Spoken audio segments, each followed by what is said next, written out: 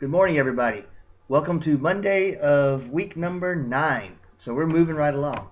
I know the weather was pretty miserable last weekend, but the forecast for today, which is Monday, is low to mid 70s, and then we're going to be in the 80s by midweek. How about that crazy Albany weather, huh? Got to remind you of England's weather and how rainy and how miserable it gets on a regular basis. So it seems kind of fitting to bring that up in a British literature class. All right, so this week we're going to look at two major themes. The first major theme is the woman question in England, and the second major theme is going to be the British imperialism. And we're going to continue the imperialism theme into next week, but we're going to really get a good look at it this week. Um, excuse me. The woman question in England, what you need to remember as you read Coventry Patmore's Angel in the House, and then read Besant and Ruskin, is that women's position in England during the Victorian period and even before was not very good. Women could not inherit property from their dads when they died. If there was no male heir in the family, then the property of the father would go to like a cousin or something like that, and the daughters may be out on their keisters. Women could not keep their income, so those that worked in the factories, as bad as those working conditions were, they had to turn their money over to their husbands in order to, in other words, that was the law. You had to, if you were a working woman, you had to turn your income over to your husband, and everything was the husband's. Women could not vote. Very few women got any kind of an education outside of, what Mary Wollstonecraft talked about in Vindication of the Rights of Woman, and even that was limited only to the upper middle class and the upper classes. So,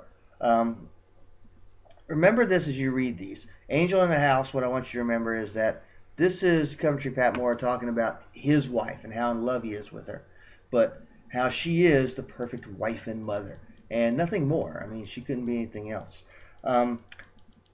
Also, as you go through these women question things, look at the woman question slideshow in D2L, because it'll help set some more background for you as to what the plight of the woman was. Then John Ruskin is going to make the argument in Queen's Garden that men and women have separate duties.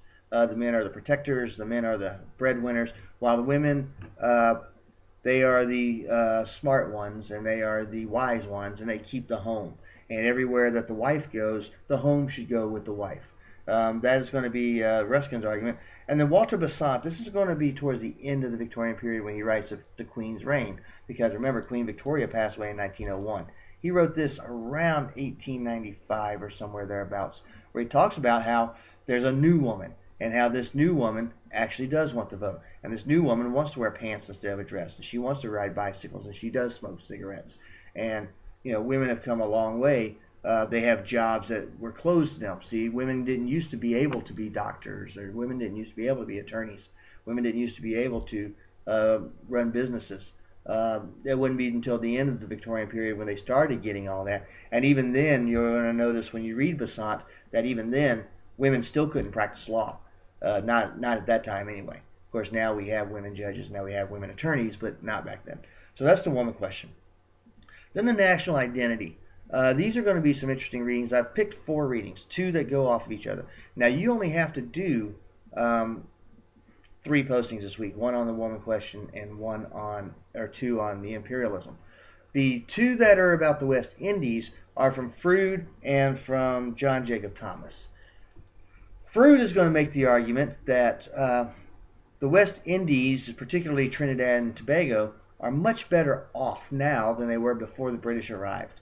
And these folks live in this island paradise, and they don't have to work hard, and they get to keep what they make on their little farms, and they're self-sufficient, and they live a life of leisure, and everything is hunky-dory happy. So that's the argument that Froude is going to make. John Jacob Thomas is going to come back and say, oh no, not so fast. We didn't, John Jacob Thomas would be, one of the darker-skinned natives of Trinidad and Tobago. And he's going to say, not so fast, sir. We did not ask for this. We asked for, our own independence, and we want our independence. We don't need you Brits here, supposedly giving us this easy life. So you're free to go. So that's going to be those two readings. And then the other two readings that bounce off each other, we got Thomas Babington Macaulay, who you'll remember from the Industrial Revolution. He was the guy that made the argument based on statistics that, well, industrialization is better than the farm life because of these numbers. And he's going to actually be even more offensive in this one. He's going to actually say that children in India need to be educated in English. And he's going to lay out an argument. And again, you can look through the slideshow while you read this because it'll help you understand his argument. He's going to make the argument that the Indian languages, and by Indian we mean in India, not the Native American languages, he's going to make the argument that those languages are inferior to English. And because of that, all children should be educated in English exclusively. And then he's going to make it even more offensive at the end by saying, oh, and by the way, Indian children aren't really smart enough, so we got to pick the brightest few, since we can't educate all these children in English. We got to pick the brightest few, maybe the 1 or 2%, and educate them in English, and then it'll be their job to educate the masses. So that's Macaulay. And then we've got William Howard Russell's My Diary in India. William Howard Russell was a journalist who went to India in order to cover what was called the Kanpur massacre. And this was a horrifying event to Brits because, the Indians had never attacked British soldiers before. The Brits went in there and they basically conquered India. Started off as a corporation that did it, to be honest with you. Then when the corporation couldn't run it anymore, then the Queen took over. And this being, of course, Queen Victoria took over. And so there was a military presence and a British presence there. And there was a big massacre where a bunch of native Indians actually slaughtered men, women, and children from Britain. And, of course, people in Britain were horrified by this, as you might can imagine. But Russell, after visiting this site as a journalist, is going to write, hey, well, wait a minute. Look at the way we treat these folks. The Brits live in these mansions and have exclusive, exorbitant parties, and they live very well, while those that were born in India and are of Indian descent actually live in poverty, and they live in shacks, and they're not invited to these British soirees, if you will, because of the fact that they have darker skin and they speak an Indian language. And, the Brits basically were the invaders, and they came in and basically made themselves right at home in India at the expense of the native Indians. So because of that, and then there was a general series of events that touched off the whole massacre. But in the end, those that were responsible for the massacre were brought to justice. But in the end, Russell's going to say, well, you know what? What if this would have happened to us on our little island? How would we feel? So those are the two readings on India. Okay, so that's it. That hopefully will prepare you. Again, those slideshows will help you very much as you do your postings. I have not graded last week's postings yet because this is the end of a term, and I've got all kinds of final exams, and I've got all kinds of projects that I need to grade, and so I'm going to get through that.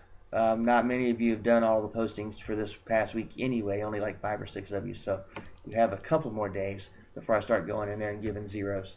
But please stay caught up. The other thing I want to point out, remember at the beginning of the semester I said to you that the calendar in D2L overrides the calendar that's in the syllabus.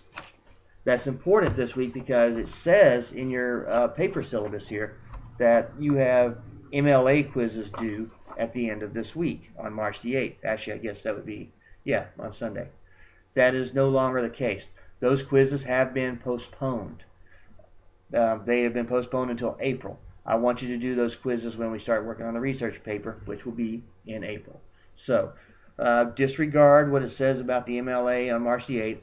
I won't explain why I thought I had to do it by March 8th beforehand. Just understand that there was a misunderstanding, and I now realize that I'm allowed to give this quiz whenever I want, and I want to give it in April. So don't worry about what the paper syllabus says about the MLA quizzes.